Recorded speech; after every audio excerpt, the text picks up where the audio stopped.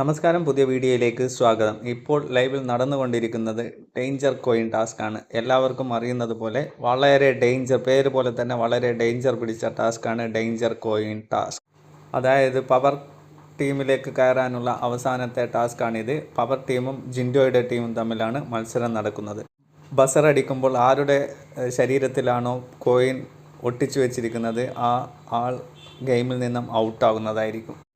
പേര് പോലെ തന്നെ ഭയങ്കരമായിട്ടുള്ള ഡേഞ്ചറായിട്ടുള്ള ഒരു ടാസ്ക്കാണിത്. ഇതിൽ അവസാനത്തേത് ഗബ്രിയും ജിൻഡോയും തമ്മിലുള്ള ഏകദേശം അടിയോടെടുക്കുന്ന ഒരു ടാസ്ക്, ഏകദേശം അടിയിലേക്ക് പോകുന്ന കാഴ്ചയാണ് നമുക്ക് കാണാൻ സാധിക്കും. ജിൻഡോ ഗബ്രിയെ ചുറ്റിപ്പിടിച്ചുകൊണ്ട് ഗബ്രിയുടെ പുറത്തേക്ക് കോയിൻ ഒട്ടിക്കുന്ന കാഴ്ചയാണ്. ആ സമയത്ത് ഗബ്രിയും ജിൻഡോയും കൂടി മലർന്നടിച്ചു വീഴുകയും ജിൻഡോ ഗബ്രിയുടെ നെഞ്ചത്തിലേക്ക് പതിക്കുന്ന കാഴ്ചയാണ് നമുക്ക് കാണാൻ സാധിക്കുന്നത്.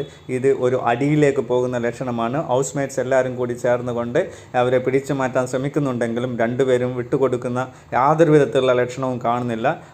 അതിഭയങ്കരമായിട്ടുള്ള ഒരു സംഘട്ടനത്തിലേക്കാണ് ഇവർ പോയിക്കൊണ്ടിരിക്കുന്നത് എന്നാണ് നമുക്ക് ലൈവിൽ നിന്നും കാണാൻ സാധിക്കുന്നത്. മറ്റ് മത്സരാർത്ഥികളെല്ലാം കൂടി ഇവരെ പിടിച്ചു മാറ്റാൻ ശ്രമിക്കുന്നുണ്ടെങ്കിലും രണ്ടുപേരും വിട്ടുകൊടുക്കുന്നില്ല. ഇത് ഒരു റെഡ് കാർഡിലേക്ക് പോകുമോ അതോ യെല്ലോ കാർഡിലേക്ക് ഒതുങ്ങുമോ എന്ന് മാത്രമാണ് നമുക്ക് ചിന്തിക്കേണ്ടത്. കാരണം എന്ന് പറഞ്ഞാൽ ഓൾറെഡി രണ്ടുപേർക്കും വാർണിംഗ് കൊടുത്തതാണ്. അതിനുശേഷം വീണ്ടും ബിഗ് ബോസ് ഹൗസിനുള്ളിലേക്ക് വന്ന രണ്ട് മത്സരാർത്ഥികളാണ് ജിൻഡോയും ഗബ്രിയും.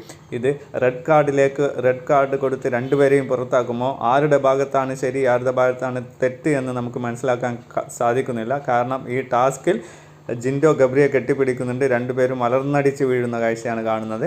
എന്തായാലും വീക്കെൻഡ് എപ്പിസോഡിൽ നമുക്ക് ഇതിൻ്റെ ക്ലാരിറ്റിയും അതേപോലെ തന്നെ ഇന്നത്തെ എപ്പിസോഡിൽ എന്താണ് നടക്കുന്നത് എന്നുകൂടെ നമുക്ക് കാണാൻ സാധിക്കുമെന്ന് വിശ്വസിക്കുന്നു. താങ്ക്